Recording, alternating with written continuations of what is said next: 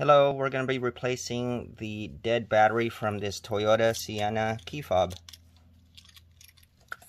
What you need to do is take out the valet key. Just press that button right there. Remove the valet key. And then inside the key fob is a little slot right there where you put the valet key in. And you're going to twist that, give it a nice twist. That pops the valet key, not the valet key, but the key fob open, and revealing the internal. So you just need to replace this battery here. It's a CR2032. One of these here. You can get that from Amazon or wherever. And then you should be good to go. Put it back.